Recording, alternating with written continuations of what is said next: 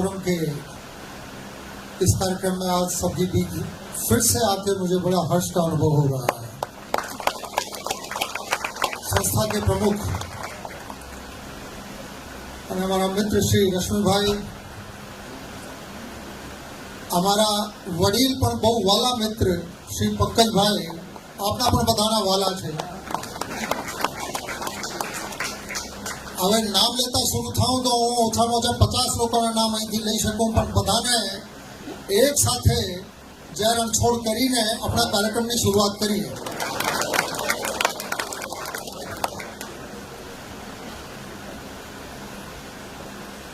સુરત શહેરમાં 2020માં જ્યારે હું આવ્યો, આના પહેલાં પોલીસ એકેડમીમાં જાઉં કે કોઈ યુનિવર્સિટીમાં લેક્ચર માટે જાઉં, એટલો અનુભવ સ્પીકર તરીકે અમારો હતો।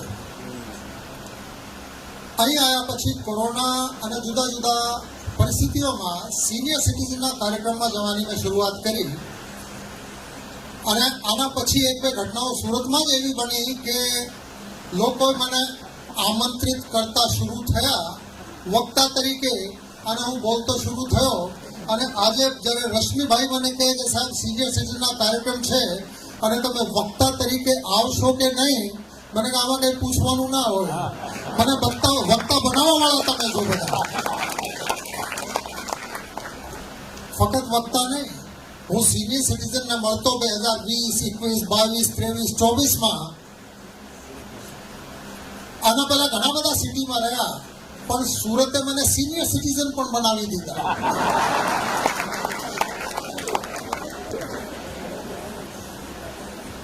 તો આ બધાના પ્રેમ, આ બધાના મિત્રભાવ અને જે સ્નેહ સાથે આપ યાદ કરો છો, આના માટે હું આપનો ખૂબ ખૂબ આભારી છું।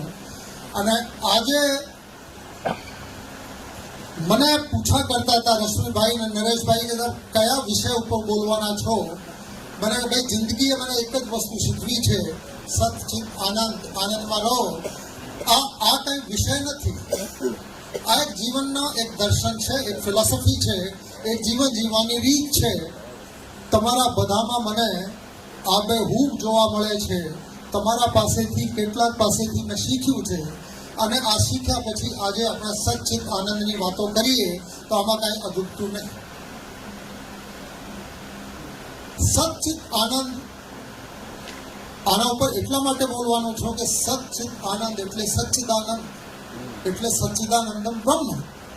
ભારતના સંપૂર્ણ જે અધ્યાત્મ છે, વેદ, વેદાંત, ઉપનિષદ અને બાદરાયણ વ્યાસે પ્રસ્થાનત્રયી લખી અને શંકરાચાર્યએ પછી એની એકાત્મવાદી વ્યાખ્યા કરી। આ બધું છે શું? આ બ્રહ્માંડ, આ યુનિવર્સ, આ જીવન જગત, દુનિયા, આપણે બધા આ બધું છે શું? આ ગડમથલ છે શું? આપને બધાને આ પ્રશ્ન ઘણી વખત નડતા હશે, મને પહેલાથી નડતું હતું। What is this? Who am I? આ બધું છે શું? શાના માટે? જીવનનો હેતુ શું? ધ્યેય શું? પણ મૂળ વસ્તુ આ છે કે આ બધું છે શું? શંકરાચાર્યજીએ ભારતના આખા અધ્યાત્મ અને અધ્યાત્મના નીચો એટલે એનું અર્થ, એનો જ્યુસ, એના સાર કાઢીને મૂકી દીધો 5 વાક્યોમાં। એકો બ્રહ્મ દ્વિતીયો નાસ્તિ।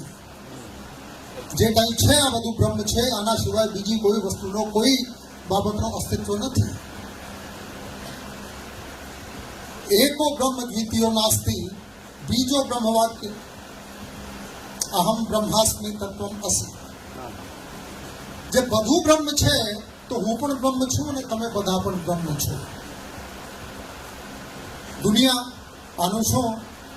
સત્યમ બ્રહ્મ જગત મિથ્યા।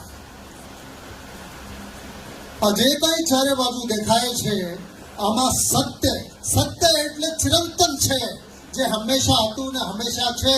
આપણે તો આ શકલમાં આજે છીએ, આવતીકાલે ખબર નહીં કેટલા છે, હું છું કે નહીં છું, આ શકલો બદલાયા કરે, દિવસ રાત બદલાયા કરે, મોસમો બદલાયા કરે, પદાર્થના સ્વરૂપ બદલાયા કરે। સત્યમ બ્રહ્મ જગત મિથ્યા।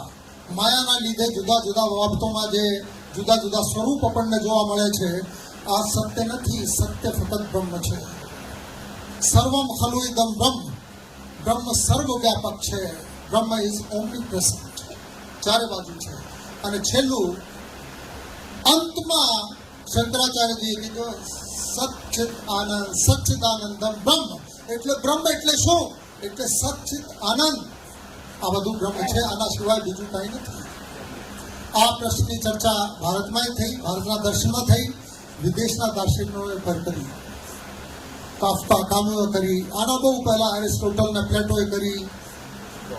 તમામ દાર્શનિકો દુનિયા આખેમાં પહોંચ્યાના અંતે આ જ બ્રહ્મ વાક્યોની દિશામાં આ લોકો પહોંચે છે અને પછી અવાક થઈ જાય છે.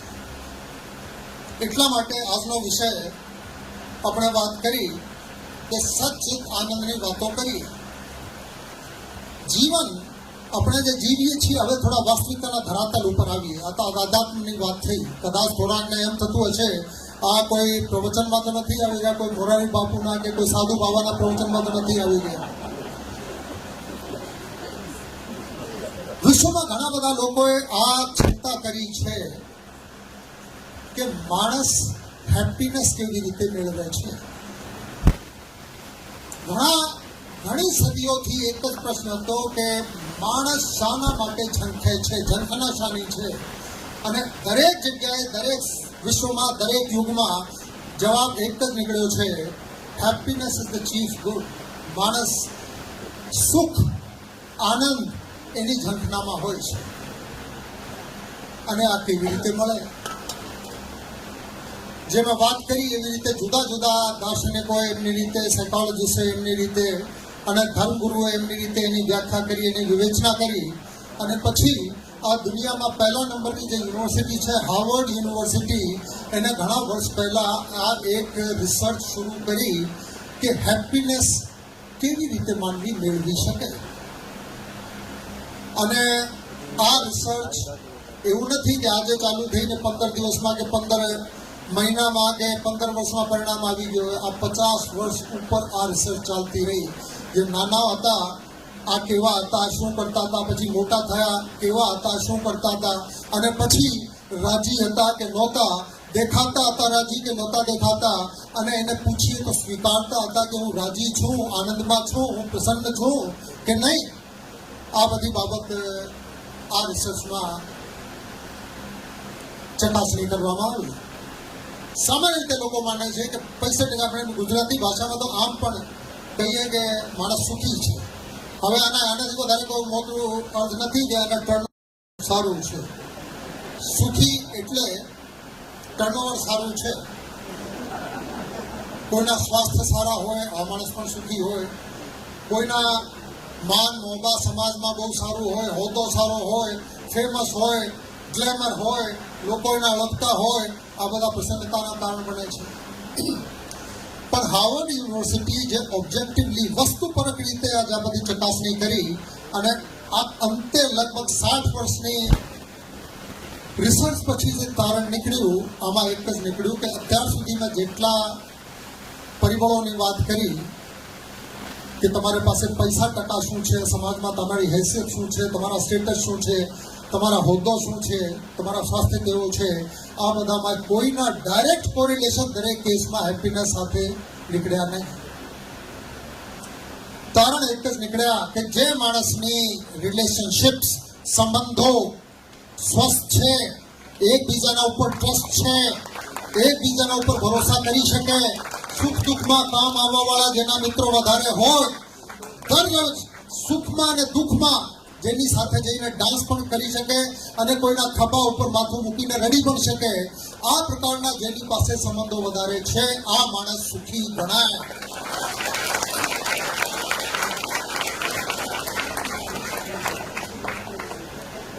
હવે આ પ્રકારના સંબંધો કેળવાય કેવી રીતે? આન્સર તો મળી ગયા, પણ આ આન્સર સુધી પહોંચાય કેવી રીતે? QED, ક્વાડ એરેટ ડેમોન્સ્ટ્રન્ડમ, એને પુરવાર, એને જોવાય કેવી રીતે કે કેવી રીતે થાય. પછી મેં મારી રીતે ચકાસણી કરીને મદદ મને મળી. નરેશભાઈએ વાત કરી વાંચવાનો શોખ છે. શોખ નથી, વ્યસન છે. અને હું નાનો હતો ત્યારથી છે. અને આંખ બંધ કરીને દિમાગ બંધ કરીને વાંચતો નથી, ખુલ્લા રાખું છું, દિલ પર લગાડીને વાંચતો નથી. કોઈ માણસ ગમે તે લખી નાખે માનતો નથી. અહીંની ટોર્ચ ખુલ્લી રાખવાના પ્રયાસ કરું છું, મગજ ખુલ્લા રાખીને વાંચવાનો પ્રયાસ કરું છું, અને મેં મારી રીતે સમજવાના પ્રયાસ કર્યા.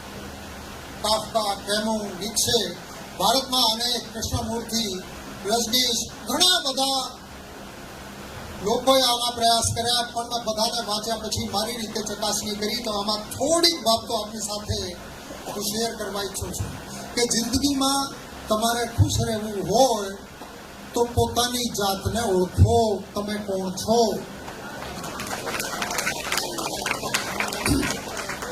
એક વાર્તા કહું તમને. લોકો કહે છે બાળકોને વાર્તા સાંભળવી ગમે છે, પણ મને આ સિક્રેટની ખબર છે કે બાળક ના હોય માટે વડીલ હોય ને ઉંમર ગમે તેટલી હોય, વાર્તા સાંભળવી બધાને ગમે.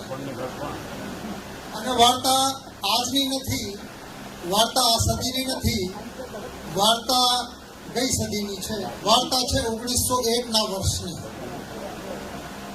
1901ના વર્ષમાં દુનિયામાં ઓટોમોબાઈલ્સ નહોતા, કારો નહોતી.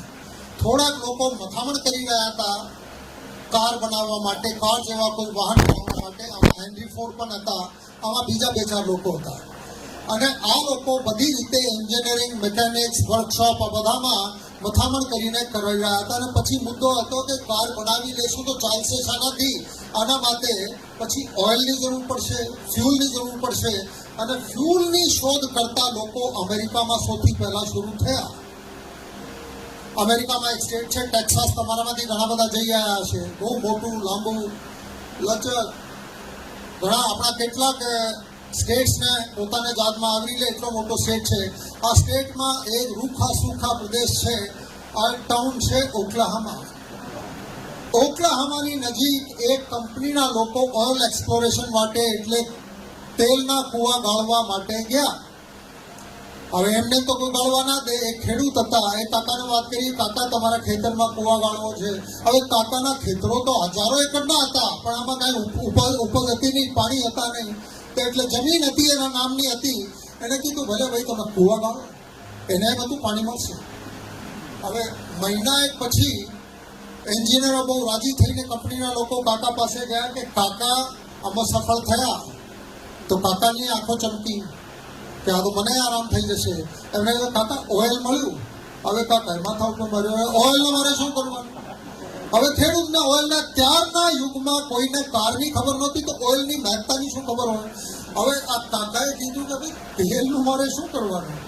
પાણી મળ્યા કે નહીં? કે પાણી નહીં. તો પછી તમે એટલા દિવસથી ટાઈમ બગાડ્યા, મારા ખેત બગાડ્યા, અને પાણી તમને મળ્યા નહીં. આ લોકો કીધું કાકા તેલથી બહુ ફાયદા થશે. હવે ફાયદાની વાત આવે તો ખેડૂત હોય કે સામાન્ય માણસો ગમે તે હોય એની આંખો ચમકે. કાકા કીધું ફાયદા? બોલે એટલે કેટલા ફાયદા થશે? કે કાકા વર્ષે $1000ની તને રોયલ્ટી મળશે. હવે કાકા તો બેભાન જેવો થઈ ગયો, કેમ કે કાકાએ $5-10 વધારેના નોટ ક્યારે જિંદગીમાં જોયા પણ નહોતા. હવે $1000 ભાનમાં આવ્યા પછી આ કાકાએ પૂછ્યું કે ભાઈ $1000 પણ એનું કરશું શું? હું શું કરીશ એટલા બધા પૈસાના? તો કોક તમારી જેમ કોઈ મોડર્ન માઇન્ડેડ માણસ છે એને કાકા એક કામ કરશે, કાર લઈ લેજે. હવે કાકાને તો કારની ખબર નથી. કાર કોઈએ જોઈ નથી કાર. એટલે કારનું શું? કાર એટલે શું? તેને કીધું કે તમે ઘોડાગાડીમાં બેસીને તમારા ગામથી ઓક્લાહામા સુધી જાઓ છો, અને તમે 2 કલાક થાય તમને તબડક કરતા આ તમારા ઘોડાગાડી પહોંચે ત્યાં. આના કરતાં તમે 10-15 મિનિટમાં ઓક્લાહામા પહોંચી જશો. હવે કાકાને સમજાય આ તો વસ્તુ કોઈ ઉપયોગી વસ્તુ છે, સરસ મજાની વસ્તુ છે. અને એમ બરાબર છે કે કાર? તો કોઈએ કીધું કે કાર હું તને લઈને કાકા આપી દઈશું. સ્ટોરી બરાબર લાગે છે? સમજાય છે? મારી ભાષા સમજાય છે? બરાબર છે, બરાબર છે. અનુમોદન છેલ્લી લાઈનમાંથી મને મળી ગયું. થોડા દિવસ પછી કાકાને એમ યાદ આવ્યું કે આ તો બાજુવાળા ભાઈના ખેતરમાં કૂવા ગાળતા હતા. એને બોલાયા, બોલા એના ખેતરમાં તેલ નીકળશે. બોલા કે અમે ટ્રાય કરીએ છીએ, નીકળી શકે. બોલા આના અર્થે તમે એને કાર આપશો. હવે આપણા સુખની પ્રોબ્લેમ શું છે કે આપણી પાસે શું છે એની સાથે બહુ નિસ્બત નથી, પણ આપણી પાસે કોઈ એવી વસ્તુ હોવી જોઈએ જે બાજુવાળા પાસે ના હોય. જે કાકાએ કીધું કે જે બાજુવાળાના ખેતરમાં ખેલ નીકળી ગયા એને કાર આપી દીધી, પછી એવી કારમાં મને શું રસ છે? એટલે કાકા તો એટલી બધી કારો આમ છે નહીં, તમારા માટે એકના ઓર્ડર આપ્યા છે. બોલા પણ આ બીજા લઈ આવશે તો મને લાંબામાં લાંબી કાર આપો. તો કંપની વાળાએ શોધ કરી કેડિલાક. ત્યારના યુગમાં નવી કાર બની હતી ને લાંબામાં લાંબી કાર હતી કેડિલાક. કાકા તને કેડિલાક અપાવશો, બરાબર છે, ભલે લઈ આવજો. હવે થોડા દિવસ પછી કંપનીના લોકો ગયા, કેડિલાક લઈને આવ્યા અને કાકાના ઘરની સામે ઊભી કરી. હવે કાકા તો એને જોઈને ભચક થઈ ગયા, ઓહો આ કેવી, આ કેવી. અને પછી કંપનીવાળા લોકો એને સમજાવ્યું કે આ ટાયર છે ને આમ છે ને આ સ્ટીયરિંગ વ્હીલ છે અને આ ઇગ્નિશન કી છે ને આમાં આમ ચાબી લગાડો તો આમ ઇન્જિન સ્ટાર્ટ થશે અને પછી તમે આમ કરીને ઓકલામાં સુધી જ્યાં લઈ જશો ત્યાં કાર જશે. હવે કાકા તો ચારે બાજુથી આમ ફરીને જુએ, ક્યારે આમ જુએ, ક્યારે લાઇટ જુએ, ક્યારે આમ જુએ. અને કીધું બરોબર છે. આપણે કોઈ વસ્તુમાં બહુ ભાન ના પડતી હોય તો આપણે આ બધું બરોબર છે. હવે કંપનીવાળા તો ગયા એને કાર અને ચાબી ને બધું આપીને. હવે બીજા દિવસે કાકાએ નક્કી કર્યું, ચલો ભાઈ આપણા ઓકલામાં જઈએ. હવે પહેલા તો ચાબી જડેલી, હવે ચાબી તો એટલી, કાર એટલી લાંબી ને ચાબી તો એટલી. હવે ચાબી જડે નહીં. હવે ચાબી કોક જગ્યાએથી મળી ગઈ તો આ ખબર ના પડે કે આમાં ચાબી લગાડવી ક્યાં. આ કારમાં ગોતીને અઘરી બાબત છે. આજના જમાનામાં બધા ટેવાઈ ગયા છે, પણ કાકાએ પ્રથમ વખત કાર જોઈ એટલે બીજા દિવસે પણ અંતે કાર લઈને નીકળ્યા. હવે પહેલી કાર આખા વિસ્તારમાં તો જે જાય એને કહે બોલા તે કાર જોઈ છે ક્યારે? જો એને કહેવાય કાર. અને આ બાજુ કોઈ કહે અરે બારા જો એને કહેવાય કાર. અને બતાવતા જતા અને પાછળ કોઈ રહી ગયા તો આમ પણ જોઈને દેતા હતા, અરે આ બાજુ જો એને કહેવાય કાર. આમાં બેસી જાઓ, એવી રીતે જેમ ડ્રાઇવિંગ રૂમમાં બેસે ને એવી રીતે બેસીને જાઉં છું, હવે ઓકલામાં પહોંચી જઈશ. હવે આમ જોયે ચારે બાજુ જોયે અને કાકાના એક્સિડન્ટ ના થયા. હાલતા હતા પોતે, એક્સિડન્ટ કેમ ના થયું હોય? એટલા માટે નતા થયા કે કારની આગળ બે ઘોડા જોતેલા હતા. બે ઘોડા જોતરી દીધા હતા. ચાબી મળી નહીં, ઇગ્નિશન કી મળી નહીં. બે ઘોડા આગળ ખેંચતા હતા અને કાકા ટેસ્ટથી બેઠા હતા આમાં. હવે તમે હસા, આ બાજુ બંને મહાનુભાવ પણ હશે, જે સામે બધા હસે છે. મારે એટલું જ કહેવું છે કે આ ખેડૂતને ખબર નહોતી કે આ 80 હોર્સ પાવરની કેડિલેક હતી. આમાં ચાબી બરાબર લાગી જાય તો 80 ઘોડા થનગણી રહ્યા હતા. દે વર રેરિંગ ટુ ગો. અને ચાબી ના લગાડતી આવડી એટલા માટે બે ઘોડાથી 80 હોર્સ પાવરની ગાડી ખેંચી જતા હતા. તમે બધા હસો છો, પણ આ હોલમાં આપણે બધાની પરિસ્થિતિ એવી છે કે 400 હોર્સ પાવરનો આ માનવ જીવનનું શરીર છે. આપણે પણ 2-3 ઘોડાઓથી વધારે જોતરતા નથી.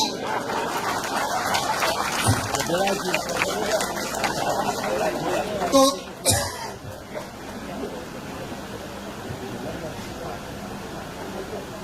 જીવનમાં પ્રસન્નતા મેળવવી હોય તો પોતાની હોર્સ પાવર જાણતા સમજો, ઇગ્નિશન કી લગાડતા સમજો. થેન્ક યુ ભાઈ મર્ચન્ટ સાહેબ, thank you very much.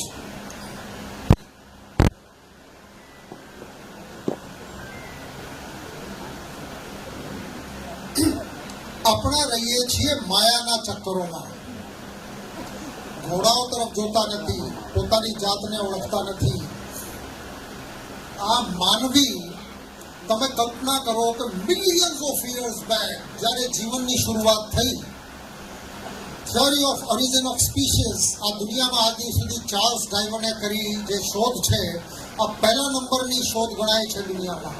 Theory of origin of species, કે જીવનની શરૂઆત કેવી રીતે થઈ. મિલિયન્સ, લાખો કરોડો વર્ષ પહેલા એક અમીબા કરતા મુકાયા પાણીમાં, અને અમીબા અને પેરામિશિયમ આમાંથી 2 કોષી જીવો થયા. પછી આમાંથી માછલી બની, માછલીમાંથી થોડા કૂદકા મારીને ધરતી ઉપર આવતા જીવો શરૂ થયા. અને એટલામાં બીતી ગયા લાખો વર્ષ. અને લાખો વર્ષ નેચર, પ્રકૃતિ, પરમાત્મા જજુમી રહ્યા હતા કે નવું કંઈ બનાવીએ. અને બનાવતા બનાવતા મેં વાત કરી એટલે લાખો લાખો લાખો વર્ષમાં માછલીમાંથી પક્ષી બન્યા અને પક્ષીમાંથી બધા જુદા જુદા પ્રકારના જીવો બન્યા અને આ તમામ જીવોમાં જે સર્વશ્રેષ્ઠ પરમાત્માની રચના છે આપણે છીએ માનવી. હવે આ માનવીને આપણે સમજ્યા વગર, ભાનમાં આવ્યા વગર માયાની નાની નાની બાબતોમાં કામ, ક્રોધ, મદ, મોહ, લોભ, ઈર્ષ્યા, કસાય આ બધી બાબતોમાં આવીને જીવને વેડફી દઈએ તો પ્રસન્નતા ક્યાંથી મળે ભાઈ? બહેનો પણ છે, બહેનોને કહું છું, આમાં ફસાઈ જઈએ તો માનવીની પરિસ્થિતિ શું કે આપણે છીએ પરમાત્માનો અંશ. આત્મા એટલે પરમાત્મા. મેં પહેલા વાત કરી સચ્ચિદાનંદ. આ પરમાત્મા પણ સચ્ચિદાનંદ છે ને આપણે પણ બધા પરમાનંદ છીએ, સચ્ચિદાનંદ છીએ. સચ્ચિદાનંદ પરમાત્માના અંશ હોવા છતાં પોતાની જાતને ઓળખ્યા વગર, પોતાની જાતને સમજ્યા વગર આપણે ફસાઈ જઈએ છીએ નાની નાની વાતોમાં. કામ, ક્રોધ, મદ, મોહ, લોભ, ઈર્ષા આ વૃત્તિઓ છે જેમાં આપણે સવારથી સાંજ સુધી અને નાનપણથી લઈને અને ઘડપણ સુધી જ્યારે ગાડી આવે હે રામ હે રામ, હવે ત્યાં સુધી આ બધું ચાલ્યા કરે. આમાં ફસાઈ જઈએ છીએ અને આત્માની જે નદી આપણામાં વહે છે, આ નદી આ દુનિયાની માયાના રણમાં ખોવાઈ જાય છે. મળતું કંઈ નથી, આનંદ નથી મળતું, સુખ નથી મળતું. આના કરતા જે પોતાની જાતને યોગ્ય રીતે ભાનમાં આવીને સમજી જઈએ કે હું તો પરમાત્માનો અંશ છું. ગીતામાં પણ ભગવાન કૃષ્ણે બહુ મહેનત કરી અર્જુનને સમજાવવા માટે કે અર્જુન, તું પોતાની જાતને શું સમજી રહ્યો છે? યુદ્ધ તું લડે છે, તારા મારવાથી આ લોકો મરશે. હવે અર્જુન પણ કમાલનો માણસ હતો. આ પ્રશ્ન પછી એક પ્રશ્ન ભગવાન સમજાય અને બીજો પ્રશ્ન પૂછે, ત્રીજો પ્રશ્ન પૂછે, ચોથો પ્રશ્ન પૂછે. 10,000 અધ્યાય થઈ ગયા. આમાં સાંખ્ય યોગની વાત કરી, ભક્તિ યોગની વાત કરી, બધી વાતો કરી. હવે અર્જુન તો સમજવા માટે તૈયાર નથી. પગ ધ્રુજે ને ગાંડી હાથમાંથી છૂટી ગયા. સામે કાકા દેખાય છે, ગુરુ દ્રોણ દેખાય છે, ભીષ્મ પિતામહ દેખાય છે, એની સામે કેવી રીતે યુદ્ધ લડીશ. અને પછી ભગવાન એના વિરાટ સ્વરૂપ બતાવે છે કે અર્જુન, હવે તું જો હું કોણ છું. વિરાટ સ્વરૂપ જોયા તો આમાં બધું દેખાણું, આખું બ્રહ્માંડ દેખાણું. અને આમાં જોયા કે જીવો જેના જન્મ થયા છે એના મરણ અચૂક છે. તું મારે કે ના મારે, જેના જ્યારે વખત આવશે આ તો મરશે. તું તો ફક્ત તારા ધર્મ, ક્ષત્રિય છે, સેનાપતિ છે, તું તારા ફરજ કરતા જા. આનાથી વધારે માયામાં ફસાવાની જરૂર નથી, મોહમાં ફસાવાની જરૂર નથી. આ બંધનો છે અને આ બંધનોમાં ફસાઈને આપણા જીવનની પરિસ્થિતિ એવી થઈ ગયા કે સરસ કલકલ કરતી સરળ સરિતા આ રણમાં આવીને જીવનમાં સૂકી જાય છે, મળતું કંઈ નથી. આના કરતાં જે પોતાની જાતને ભગવાન કૃષ્ણને જે સ્વરૂપ બતાયા પછી આ પણ વાતો પણ કરી કે અર્જુન, હવે તું જો મને હું કોણ છું. હું ગાયોમાં કામધેનુ છું, હું સર્પોમાં વાસુકી સર્પ છું, જે ભગવાન શિવના ગળામાં સર્પ છે. હું વેદોમાં સામવેદ છું, હું હાથીઓમાં ઐરાવત છું, હું પર્વતોમાં હિમાલય પર્વત છું. આ બધી પ્રકારની વાતો કરી. આ ભગવાન કઈ પોતાના અહંકારમાં પ્રદર્શન કરતા હતા? ના, ભગવાન આ બતાવતા હતા કે હું પરમાત્માના સ્વરૂપ હું છું અને આપણા બધા આ હોલમાં પરમાત્માના સ્વરૂપો છીએ. આપણામાં એટલું પોટેન્શિયલ છે કે તમે ગાય બનો તો કામધેનુ ગાય બનો, તમે પર્વત બનો તો તમે હિમાલય બનો, તમે વેદ બનો તો સામવેદ બનો, અને તમે સર્પ બનો તો વાસુકી બનો, તમે ફૂલ બનો તો સર્વોત્તમ ફૂલ બનો, તમે માનવી બનો તો સર્વોત્તમ માનવી બનો, તમે બિઝનેસમેન બનો તો સર્વોત્તમ બિઝનેસમેન બનો, તમે પોલીસમેન બનો તો સર્વોત્તમ પોલીસમેન બનો.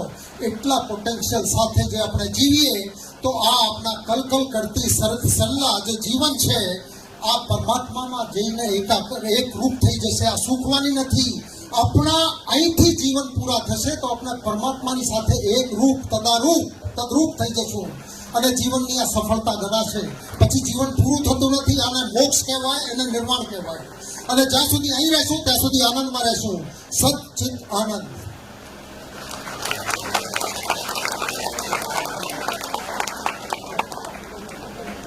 હવે એને સરળ ભાષામાં ગીતાની ભાષા હતી. ગીતાની ભાષા સમજવી અઘરી છે, કેમ કે ભારત સિવાય બીજી કોઈ જગ્યાએ ગીતાના સંદેશ અપાણા નથી. અને આપણે બધું કરીએ છીએ ને શ્લોક કરીએ છીએ ને ગીતાના હજારો વખત પાઠ કરીએ છીએ, પણ કર્મ નથી કરતા. કર્મને ઊંચા અને નીચા માનીએ છીએ. આ સફાઈ કામદાર છે, આ નાનો, આ કામ કરે છે, આ મોટો, આ હોદ્દા ઉપર છે, આ મોટો. કર્મ પ્રવૃત્તિ, તમે કર્મશીલ રહો અને આ કર્મ તમારો જીવન છે, તમને આનંદ આપશે. કર્મ કર્યા વગર તાલમુદ, જુડાઇઝમ એટલે જૂ લોકોની એક પુસ્તક છે જેમાં એથિક્સની, લોની, ધર્મની બધી વાતો છે. આમાં કીધું છે કે પરમાત્મા, પ્રકૃતિ આ તમારો અંકલ નથી, તમારા કાકા નથી. God is not nice. અને અંતે આ કહે છે કે આ જીવન એવું છે કે બ્લેન્ક કેનવાસ છે. તમારા હાથમાં રંગ છે, તમારા હાથમાં કૂચી છે, બધું છે. તમે દોરો, તમારા જીવન કેવા બનાવવા ઈચ્છો છો. આ ટોટલ ફ્રીડમ તમને છે. આ ફ્રીડમથી માણસો બચતા હોય છે. પોતાના સુખ દુઃખ માટે આના લીધે આમ થઈ ગયું, આ બાપાના લીધે આમ થઈ ગયું, કાકાના લીધે આમ થઈ ગયું, બિઝનેસના કોમ્પિટિટરના લીધે આમ થઈ ગયું, મારા મિત્ર મને દગા દીધી એના લીધે આ થઈ ગયું. પોતાના જીવનની જવાબદારી લો. આજે જે માણસ સુખી છે, જે માણસ દુઃખી છે, પોતાના સુખ ને દુઃખની જવાબદારી પોતાની છે, બીજા કોઈની નથી. આ વસ્તુને સ્વીકારી લે, માણસ સુખી રહી શકે. નહીતર બહાના બનાવશે અને બહાનાઓમાંથી ક્યારેય તમને જીવનમાં આનંદ મળવાનો નથી. એક બીજી વાર્તા સાંભળવી છે. હું તમારામાંથી એક છું એટલા મને ખબર છે, એટલા માટે ફક્ત પૂછું છું. કહેવી તો મારે પણ છે, વાર્તા તો કહેવી જ છે. એક બહુ મોટા રાજા હતા, સમ્રાટ. સમ્રાટ બહુ અધ્યયનશીલ હતો, બહુ વિચારશીલ હતો. એને એમ થયું કે બધા લોકો સવારથી સાંજ સુધી ગડમથલમાં હોય છે અને સુખી દુઃખી આમ ને લદર બદર થઈને ફર્યા કરે, કોઈ આનંદમાં દેખાતા નથી. તો આપણે કહેવું કે માનવીએ આજથી સુધી જે જ્ઞાન મેળવ્યું છે, આ જ્ઞાન બધું મેળવો. અને રાજ્યમાં જેટલા ભણેલા ગણેલા લોકો હતા બધાને ભેગા કર્યા કે ભાઈ આ દુનિયાની તમામ વિઝડમ ભેગી કરો અને મારી પાસે લઈને આવો. આ પ્રજાના દુઃખ મારાથી જોવાતા નથી, મારે બધાને હેપી રાખવું છે. તો બધા મંત્રીઓ ને વિદ્વાનો ને બધા જેટલા પણ હતા આ બધા ભેગા થયા અને 1, 2, 3 વર્ષ સુધી ગયા, બાકી દુનિયામાં ફર્યા. જ્યાં જે જ્ઞાનવાનની વાત જાણવા મળી આ બધા લઈને આવ્યા સમ્રાટ પાસે. તો 12 ગ્રંથ હતા. હવે રાજાએ કીધું કે મને વાંચવા આપો. તો એક ચોપડી વાંચતા વાંચતા એક પેજ વાંચવામાં મને ઊંઘ આવી જાય છે. 12 ચોપડી તો કોઈ વાંચવાના નથી, તમે વિઝડમ ભેગી કરી લાયા હતા, આ બરાબર નથી. એને થોડોક ટૂંકાવીને લાવો. તો બધા પછી ભેગા થયા અને રિસર્ચ કરીને બધાએ પછી એને સંક્ષિપ્તીકરણ કર્યું એનું, અને પછી એક ગ્રંથ બનાવીને લાયા. હવે રાજાએ જોયું, પછી કીધું કે એ ગ્રંથ વાંચવાની ફુરસદ કોઈને નથી, એટલા ધૈર્ય નથી કોઈમાં, ટૂંકા કરો. ફરી કામે લગાડ્યા, બધાએ મહેનત કરી, ખૂબ મહેનત કરી અને પછી એક આખું પાનું ભરીને લાયા કે સાહેબ હવે આમાં બધા નિચોડ આવી ગયા છે, નીચવીને લઈ આવ્યા છે. રાજાએ વાત કરી કે પહેલી લાઈન વાંચીએ અને બીજી વાંચીએ, હવે ત્રીજી સુધી પહોંચીએ તો પહેલી લાઈન ભૂલાઈ જાય છે, આમાં મજા નથી. તમે એક કામ કરો, એક જ લીટીમાં લઈ આવો આખી વિઝડમ. હવે રાજાના હુકમ હતા અને લોકો બધા લાયક હતા, વિદ્વાનો હતા. આ બધા અંતે રાજાને કીધું, રાજા એક લીટીમાં બહુ મહેનત, વર્ષોની મહેનત છે, એક લીટી લઈ આવ્યા. બોલાને હા હવે મને મજા પડશે, હવે બોલો હવે આ લીટી શું કે છે કે સાહેબ આ છે. હવે લીટીમાં લખવું હતું કે જીવનમાં મફત કાંઈ મળતું નથી. આનાથી મોટી કોઈ જીવનમાં વિઝડમ નથી. પોતે કર્મ કરશો, પોતે મહાભગીરથ પ્રયાસ કરશો, જેટલા કામ કરશો એટલા જીવન તમારા આનંદમાં રહેશે. નંબર 1. નંબર 2, જ્યાં સુધી પ્રવૃત્તિશીલ રહેશો ત્યાં સુધી તમે જીવિત છો. કોઈ માણસ 18 વર્ષની ઉંમરમાં આખા દિવસ સોફા ઉપર બેસીને કોચ પોટાટો થઈ જાય છે, આ મરી ગયા, આ ઘરડો થઈ ગયો. અને કેટલાક લોકો જેમ પંકજભાઈ છે, જે મને અરવિંદ વકીલ સાહેબ દેખાય છે, બાજુમાં અશોકભાઈ દેખાય છે, આ બધા લોકો આઝાદભાઈ છે અને બાકીના ના કનુભાઈ દેખાય છે, આ તમે બધા દેખાવ છો. જેટલા પ્રવૃત્તિશીલ છો એટલા તમે યુવાન છો.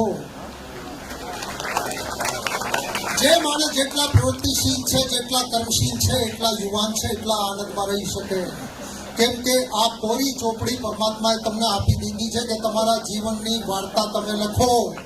આ તમારા હાથમાં છે. જે કાંઈ લખશો આ તમારા જીવન બનશે. ટોટલ જવાબદારી તમારી છે. આ જવાબદારીમાંથી જે માણસ બચે છે, સેફ નીકળવાના પ્રયાસ કરે છે, આમ જેમ જેમ ટ્રાફિકમાંથી લોકો કન્ની કાઢીને નીકળે, જવાબદારીમાંથી બચીને જે માણસ નીકળવાના પ્રયાસ કરશે, આ કોઈ જગ્યાએ એને કાંઈ મળવાનું નથી. તો અંતે વિઝડમ એક જ છે કે જીવનમાં મફત કાંઈ મળવાનું નથી. મફત નથી મળવાનું. તો મહેનત કરો, ભગીરથ પ્રયત્ન કરો અને આમાંથી આનંદ મળશે, આમાંથી યુવાની મળશે. આ ઉંમરની સાથે યુવાનીના કાંઈ લેવા દેવા નથી. અત્યારે એક વાત તમને બીજી કહું, હા, અરે આ પણ કહેવી છે.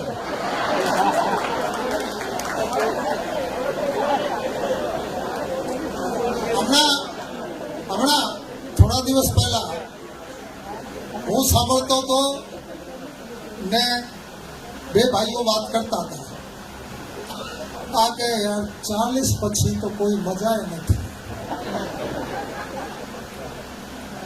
30-32 હતું, આ હા ગમે ત્યારે ગમે ત્યાં જઈએ. અને 20-22 ના હતા તો જીવનમાં બહાર હતી. 20-22 સુધી તો બહાર હતી. આ હા કેવી મજા, કેવી મજા. હવે 45 થઈ જશે તો ખબર નહીં શું થશે. હવે આ બે ભાઈઓ પછી મને ખબર પડી આ ઉંમરની વાત નહોતા કરતા, ટેમ્પરેચરની વાત કરતા હતા.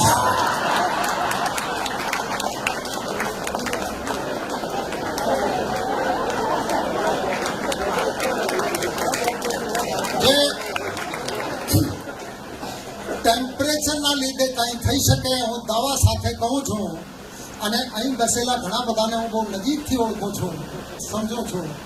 ઉંમરના અને આનંદના કાંઈ લેવા દેવા નથી. એટલા આનંદમાં જેટલામાં તમે રહી શકો. હવે છોકરાઓને તો શું ખબર, છોકરાને કંઈ ખબર નથી. માર્ક ટ્વેન એક મહાન લેખક, અમેરિકાના અમારા ગમતા લેખક માર્ક ટ્વેને એક વાત કીધી હતી, પંકજભાઈ. માર્ક ટ્વેન કહેતા હતા કે આ યુવાની જે છે ને, આ બહુ મજાની વસ્તુ છે, પરંતુ આ ભગવાન ખબર નહીં કેમ આ યુવાનો ઉપર વેડફી નાખે છે. આ યુવાનીને life would have been 1,000 times happier had man been born at 80 and gradually approached 80. કે જીવન 1000 ગણા વધારે આનંદદાયક બન્યું હોત જે માણસ જન્મે 80 વર્ષના અને પછી ધીમે ધીમે ધીમે 18 સુધી જાય. તો વકીલ સાહેબ હજુ તો જન્મ થયો છે, 18 સુધી જવાના પ્રયાસ કરો, જેમ જેમ પંકજભાઈ જાય છે. આવો પંકજભાઈ.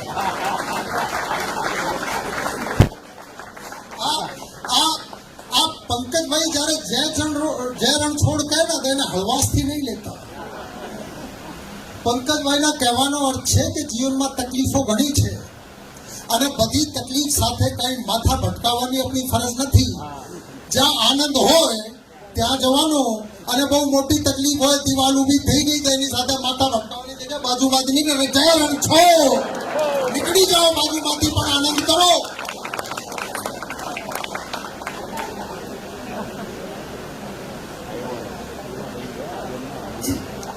અને પછી બધા માણસો સરખા હોતા નથી. આ હોલમાં કોઈ બે માણસો એક સરખા નથી. કેટલા મિત્રો બાજુમાં બેઠા છે, કેટલી બેનપણીઓ બાજુમાં બેઠી છે. તમે એકબીજાને કમ્પેર કરીને જુઓ, તમારામાં એક પણ વસ્તુ કોમન ના હોય. કેમ કે એક શેર છે, चमन में इखलाते रंगो बू से बात बनती है. चमन में इख्तलाते रंगो बू से बात बनती है। इख्तलाते એટલે જુદા જુદા પ્રકારના રંગ, બુ એટલે ખુશ્બુ, જુદા જુદાના રંગ ને ખુશ્બુ હોય ને તો ચમનમાં કઈ વાત બને છે। चमन में इख्तलाते रंगो बू से बात बनती है। हम ही हम हैं तो क्या हम हैं, तुम ही तुम हो तो क्या तुम हो। બધા તમારા જેવા હોય તોય મજા ના આવે, બધા મારા જેવા હોય તોય મજા ના આવે। જેટલા 651 છો બધા જુદા જુદા છો, એટલા માટે ચમનમાં મોજ છે। અને આ સંખ્યા વધારતા જાઓ, જેટલી સંખ્યા વધશે, જેટલા જુદા જુદા પ્રકારના હશે, એટલી મજા આવશે, એટલી મજા આવશે। અને આમાં આપણા સમાજમાં બીજી એક ભ્રાંતિ છે। અમારા પરિવારમાં નિકટ સંબંધીઓમાં એક દીકરાના લગ્નની વાત ચાલતી હતી અને પછી જન્મકુંડલી મિલાવવાની વાત ચાલતી હતી અને મળે જ નહીં। પછી એક દિવસે એક સગા ઓળખીતા આવ્યા, બોલા ભાઈ તમારા દીકરાને મારી દીકરીને આયા, એના તો બધા કેટલા ગ્રહો હોય છે? 36 32 તો બધા ગ્રહો મળી ગયા। તો છોકરાના બાપાએ કીધું ભાઈ તો લગ્ન નહીં થાય, કેમ કે અમારા વાળાને અમે ઓળખીએ છીએ, આ ગ્રહ લઈને આ કેવા છે એવા બીજા ગ્રહ મારે નથી લાવવાના।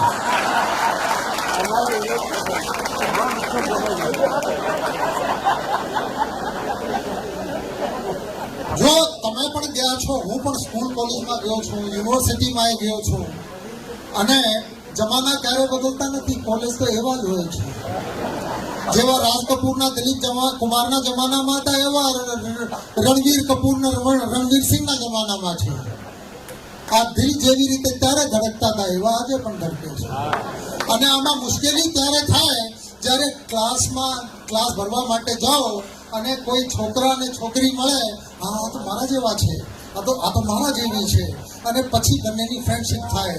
ક્યારે મળે, ક્યારે સુરત તો થોડા પહેલાથી થોડા ફોરવર્ડ સિટી છે, ફિલ્મ જોવા માટે પણ જાય, પણ દિવસે 1-2-3 કલાક માટે મળે, હા તદ્દન મારા જેવા છે, તદ્દન મારા જેવી છે। અને પછી દુર્ભાગ્યવશ જે બંનેના લગ્ન થઈ જાય તો થોડા દિવસમાં ખબર પડી જાય કે આ ગધેડો તો તદ્દન મારા જેવો જ છે। કેમ કે જે પહેલા ગમતું હતું મારા જેવા હોવાનું, થોડો માણસ પોતાના જેવા બીજા માણસને સહન કરી શકે જ નહીં, કેમ કે પોતાની જાતને આ એટલી સારી રીતે ઓળખે છે, એને પોતાની બધી ખામીઓની ખબર છે, પોતાની જે કેરેક્ટરિસ્ટિક છે એના લીધે શું ઉપાધિઓ ઊભી થાય છે જીવનમાં બધી ખબર પડે છે। હવે બીજા એવા આવી જાય તો એને સહન કરી જ ના શકે। એટલા માટે છોકરાઓને અને પોતરા પોત્રીઓને લગ્ન ગોતતા હોય ને તો થોડા જુદા જુદા પ્રકારના ગોતશો તો એટ્રેક્શન રહેશે। સરખા પોલ તો આમ પણ રિપેલ કરે છે, નોર્થ પોલ ને નોર્થ પોલ ત્યારે ખેંચતા નથી, સાઉથ પોલ ને નજીક લાવશો તો થોડા કદાચ વાત બનશે।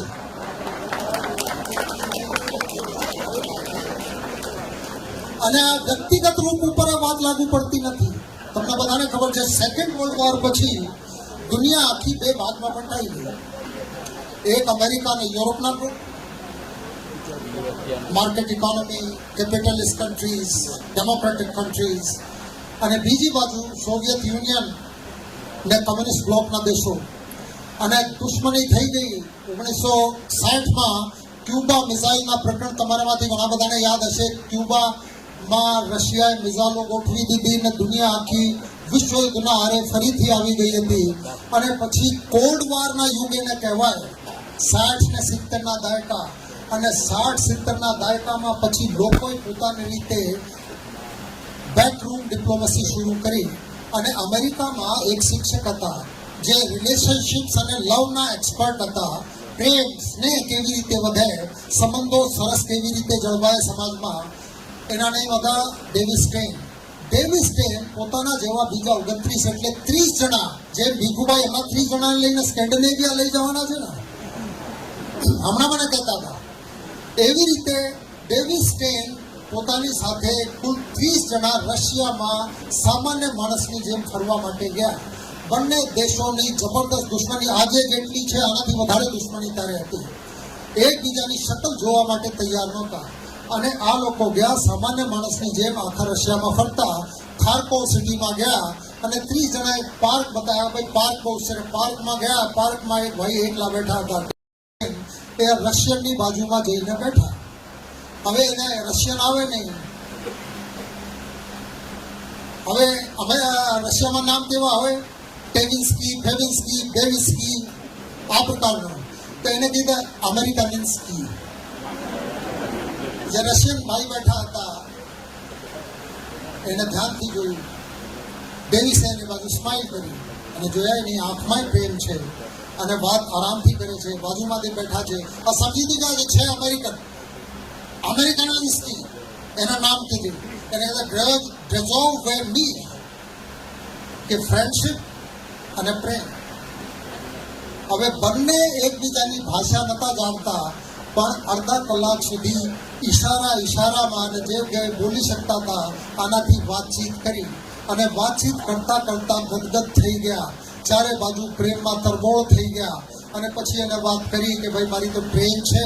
હવે ટ્રેન એટલું એને સામાવાળાને સમજાવ્યું, બીજું કંઈ સમજાયું નહીં. અને 30 જણા ભેગા થઈને જતા રહ્યા. અને ત્યાં ટ્રેનની રાહ જોતા હતા અને ટ્રેન આવવાની તૈયારીમાં હતી. એટલી વારમાં, થોડીક વારમાં પહેલા રશિયન દોડતા દોડતા હાંફળા થઈને આવ્યા. અને જીવનમાં એની પાસે જે સૌથી કિંમતી વસ્તુ હતી, સ્ટાર ઓફ લેનિન, એના મેડલ હતા. આવીને ડેવિસ સ્ટેનના શર્ટમાં ચોંટાડી દીધું અને રડ્યા. બંને જણા રડ્યા. હવે આ પ્રેમ એની કોઈ ભાષા હોતી નથી, એના કોઈ કારણ હોતા નથી. તમે દિલ ખોલીને કોઈને મળો અને તમે દિલ ખોલશો તો સામાવાળાની ચાબી પોતે લાગી જશે. મારા કહેવાનો બીજા કોઈ અર્થ નથી. આજની તારીખમાં સવારથી સાંજ સુધી એક જ વસ્તુ સાંભળવા મળે છે, રશિયાએ અમેરિકાના ઉપર એટલા ટેરિફ નાખી દીધા અને ઇન્ડિયાએ આમ કર્યું અને આ દેશે આમ કર્યું અને આમ કર્યું. અને યુક્રેનના પ્રેસિડેન્ટને બેસાડીને ટ્રમ્પ સાહેબ એવી રીતે ગાળો ભાંડતા હતા જેવી રીતે આપણે આજુબાજુના વિસ્તારમાં કોઈ બેસીને ગાળો કાઢતા હોય. આ તમે વિડીયો જોઈ હશે ને. આ કઈ બોલવાની ભાષા છે, આ કઈ રીત વાત છે. આના કરતા હમણાં ગીતો તમે ગાતા હતા ને, બહુ સરસ ગીતો ગાતા હતા. જોત સે જોત જગાતે ચલો, પ્રેમ કી ગંગા બહાતે ચલો. આ દેશો ઉપર પણ લાગુ પડે છે ને આપણા બધાના ઉપર પણ લાગુ પડે. થોડુંક મોટું મન રાખો અને જે દિલમાં હોય એને કહેવાની ત્રેવડ પણ રાખો.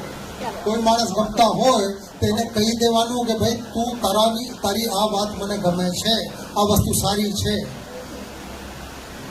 હવે આમ બળજબરીથી કોઈને જઈને ચોંટવાનો નહીં કે તું મને ગમે છે. એટલી કાળજી રાખવાની, નહીં તો ઊંધું પડી શકે. હું સામાન્ય માનવીય ભાવનાઓ અને સંવેદનાઓની વાત કરી રહ્યો છું. આ સંવેદનાઓ ક્યાં ને કેવી રીતે ખોવાઈ જાય છે એની કઈ ખબર ના પડે. હું મારા જીવનની એક સાચી ઘટના તમને કહું. હું 12 કે 13 વર્ષનો હતો અને હરિયાણાના એક નાનકડા ગામમાં મારા જન્મ થયા, ઉછેર થયા ત્યાં રહેતા હતા. અમારી શેરીમાં અમારા એક મિત્ર હતા જે ક્યારે મિત્ર બન્યા આ મને યાદ નહોતું, કેમ કે એટલા હશે ત્યારથી આજુબાજુમાં રહેતા હતા. પાકા મિત્ર, એક જ ધોરણમાં. અને આમાં એક વખત 7મા ધોરણમાં હતા. પંકજભાઈ ક્રિકેટ રમતા હતા અમારા ગામના સ્કૂલમાં. હું વિકેટ કીપરના રોલમાં હતા. ભાઈ બેટિંગ કરતો તો મારી પાસે બોલ આવી અને બોલરની બાજુ ફેંક્યા. હવે ગ્લવની કઈ ટેવ તો હતી નહીં. ગ્લવમાંથી આ સીધા ડાયરેક્ટ બેટ્સમેનના માથામાં ભટકાણી આ મારી બોલ. હવે આ ચક્કર આવી ગયા અને પછી આમ મળીને જોયો તને જાણી જોઈ મારી છે. અરે મને આ ભલા માણસ, તું મારા મિત્ર છે, તને જાણી જોઈને મારું? ભલાના હું ઘણા દિવસથી જોઉં છું, તને કઈ ચીડ છે મારા ઉપર અને આજે તો મારી નાખવાની તૈયારી હતી. હવે એટલી વારમાં મારા મગજ છટકી ગયું. મેં એને ચાર સંભળાવી દીધી અને ગુથ્થમ ગુથ્થા થઈ ગયા. અને આ ઘટના પછી 8મા ધોરણની વાત કહું છું, 11મા ધોરણ સુધી આવવામાં હતા. એકબીજાની બાજુ જોયું પણ નથી. જે નાનપણના મિત્ર પણ જોયું પણ નથી. એવી કોઈ ઘટના તમારામાંથી કોઈને યાદ ના હોય, હું માની જ ના શકું. આ બનતું હોય છે, દરેક માણસના જીવન બનતું હોય છે. પછી કોલેજમાં હું રોહતક કોલેજમાં ગયો યુનિવર્સિટીમાં અને ગયો પ્રોસ્થેટિક્સ ભણવા માટે મુંબઈથી આવ્યો. મેં મારી MBA કરી અને પછી વાતચીત ના થાય. ગામમાં તો આવ્યા હોય, હું આવું અને આમ આ બાજુ દેખાઈ જાય તો બંને જણા આમ ગરદન ફેરવી લેવું. એને ખબર પડી કે મેં MBA કરી લીધું ને એક કંપનીમાં માર્કેટિંગ ઓફિસર તરીકે કામ કરું છું. હું ગામડે શનિવાર રવિવારની રજા હતી, દિલ્હીથી ગયો, મને સામેથી દેખાયો. પછી મને કહે કે આજે આ બાજુ આને એક વાત કરવી છે. હવે હું થોડો અતડો થવાનો મેં પ્રયાસ કર્યો, પણ આમાં કઈ પ્રયાસ સફળ થતા નથી. એને આમ ખભા ઉપર હાથ મૂક્યા ને વાત પૂરી થઈ ગઈ.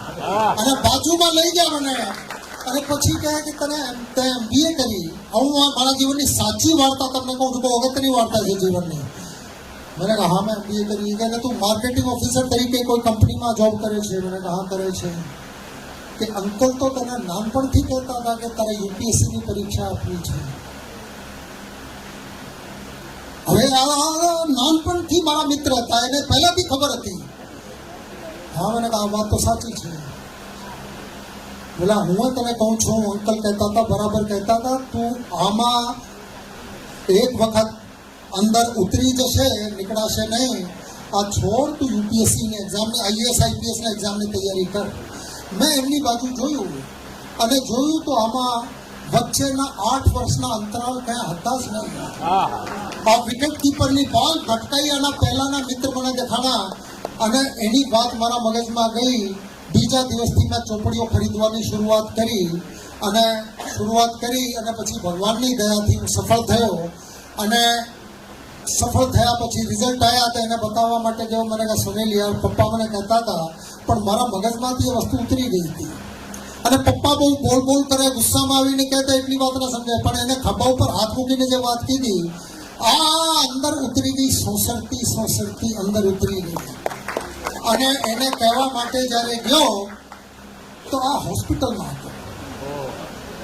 હોસ્પિટલમાં એને હાર્ટ એટેક આવ્યા હતા. બહુ નાની ઉંમર હતી, અને બીજા 3 દિવસે આ ભાઈ એક્સપાયર થયો.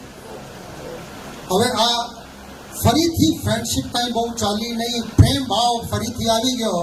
પણ આ પ્રેમ ભાવ હજુ હું મારા હાર્ટમાં ફીલ કરી શકું આના માટે કે એને ક્યાંથી સૂઝ્યું હશે કે 8 વર્ષથી વાતચીત નથી, અને આ માણસ કોઈ જોબમાં ફસાઈ ગયા છે, અને એના ડ્રીમ છે નાનપણના કે મારે IAS ને IPS બનવું છે. આ ખભા ઉપર હાથ મૂકીને આવીને કહી શકે, એવા કોઈ મિત્ર જીવનમાં હોય તો એમની ક્યારે અવગણના કરતા નહીં, નહીતર અફસોસ રહી જશે. અને કોઈ એવા મિત્ર હોય અને એના કોઈ સ્વપ્ન તમને દેખાતા હોય કે આ ખોવાઈ રહ્યો છે, બીજી બાજુ દિશામાં જઈ રહ્યો છે, એને યાદ અપાવી દેજો. આ આપણે જીવનમાં જ્યારે ચાલ્યા કરે નિખાલસ સ્નેહની, પ્રેમની, તો આમાં ખરો આનંદ આમાં છે. જે મોટી વાતો મારે કરવી હતી, આમ તો ટાઈમ પણ થઈ ગયો રસુભાઈ, ટાઈમ થઈ ગયો. હવે રસુભાઈ કહે બધાને ગમે છે, હવે ના ગમતા હોય તો સુરતના લોકો એટલા પ્રેમાળ છે, કોઈ કહેશે પણ નહીં. આ મને ખબર છે.